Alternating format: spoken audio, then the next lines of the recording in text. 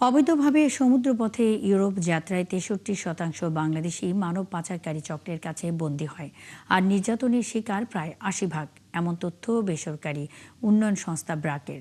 CID বলছে, মানব পাচারের সাথে জড়িত ১৫ থেকে ২০টি এজেন্সিকে চিহ্নিত করেছে তারা। অন্যদিকে মামলা হলেও ছাড়া পেয়ে যাচ্ছে অনেক দালালি। বিশ্লেষকরা মনে করেন, মূল হোতাদের ধরতে না পারাতেই এই দুর্দশা।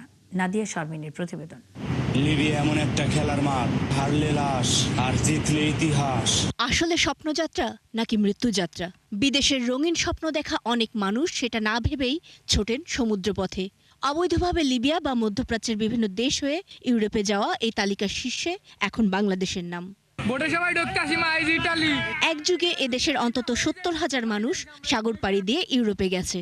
সবশেষ লিবিয়া থেকে গ্রিসে যেতে গিয়ে মিলেছে ১৮ বাংলাদেশের মৃত্যুর তথ্য। কোনো মতে বেঁচে গেছেন ২১ বাংলাদেশি। এভাবে প্রায়ই নৌকাডুবি, অপহরণকারীদের নির্যাতন, গুলিসহ নানা কারণে মারা যান অনেকেই। আগের মতোই clean. Berger easy clean fresh, দেয়ালে দাগ থাকবে না, রাখবে সুরভিত।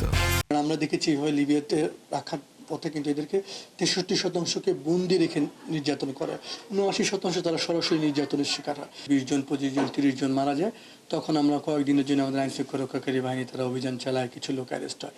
তো মূল যারা পাচারকারী তারা কিন্তু ধরাছোঁয়ার বাইরে থেকে যায়। যাদেরকে গ্রেপ্তার করা হয়, এরা লোকাল দালাল, খুব সহজেই তাদেরকে রিপ্লেস করা যায়। তিনি বলেন, দেশে যুদ্ধ দুর্ভিক্ষ না থাকলেও বেশিরভাগ তরুণ কেন দেশ ছাড়াকেই সফলতা বলে মনে করে, তার কারণ খোঁজা জরুরি। আমরা জরিপ চালিয়ে দেখেছি ৮২% তরুণ মনে করে যে বাংলাদেশ ছাড়াটাই তার সফলতা। আমাদের লোকজন কিন্তু আসলে মরিয়া, তাদের ওই স্কিল নাই, দক্ষতা নাই, সে আসলে ১০ লাখ, ১৫ লাখ, ২০ লাখ টাকা খরচ করে এইভাবে যাবে। এদিকে ২০২০ থেকে ২০২৪ সাল পর্যন্ত ৫ বছরে সারা দেশে মানব পাচার সংক্রান্ত ৪,৪২৭টি মামলার মধ্যে ৯০৯টি নিষ্পত্তি হয়েছে। সিআইডির হাতে এ মুহূর্তে আছে মানব পাচারের ৩১৬টি মামলা, তার মধ্যে লিবিয়া কেন্দ্রিকই ৩১টি। ম্যাক্সিমাম আমাদের বনানী, গুলশান এবং পল্টন এলাকায় এজেন্সিগুলোর নাম দিয়ে অথবা ভুয়া এজেন্সি খুলে এই কাজগুলি করা। অ্যারাউন্ড ১৫ থেকে ২০টি এজেন্সির নাম কিন্তু আমাদের কাছে আছে।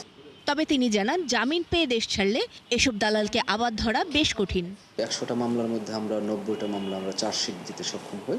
একটা বড় বাধা হচ্ছে আইন পারমিট করে যে ওদেরকে জামিন দেওয়া, তখন দেশের বাইরে চলে যেতে সক্ষম হয়, যার ফলে আমরা এসব আসামিদেরকে নিয়ে আসতে পারি না।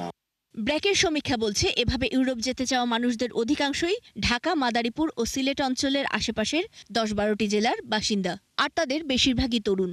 সেখানে ৬০%-এর বেশি পরিবারকে স্থানীয় দালালরা ভালো চাকরির প্রলোভন দেখালেও বাস্তবে ৮৯%ই কাজ পাননি।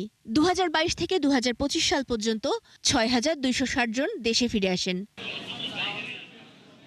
নাদিয়া শারমিন, ৭১, ঢাকা।